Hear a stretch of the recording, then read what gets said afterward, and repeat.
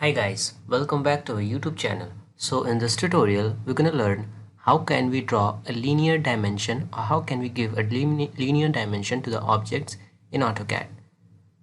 So for that you have to click on this home button, and here in this annotation group, the option that you will having is here. Just click on this arrow, and the first option you will be having is linear.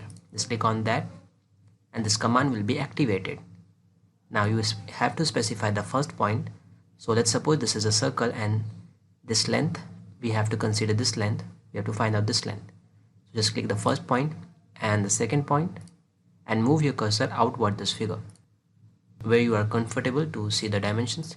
And now as you can see, these dimensions are not visible, and also the lines are the same color, so you might get confused. So for that you have to press D, enter, and this box appears where you have to click on this modify, and this is a modify dimension style standard where you can edit the line, symbol and arrows, text, everything. So let's suppose I'm editing here dimension, length, color, also the extension, length, color, and the size of text should be 0.5 inch. And as you are doing all the things, you will be having here the preview, also the arrow size.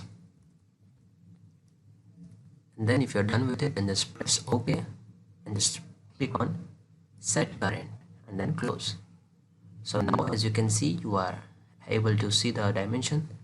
Similarly, you can use the Sharpit key for this linear dimension, that is DIM. Press enter, again select it.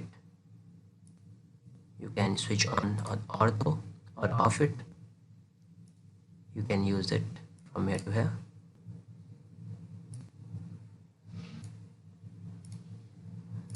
So this way you can use the linear dimension for the objects. Hope you like this video. Thank you. If you really like the content, then please like the video and click subscribe to see more videos like this. And don't forget to share this video with others. You can find the link to complete basics to advanced Excel tutorial in the description below, or you can visit mahagurus.com to see lots of other software courses. Thank you.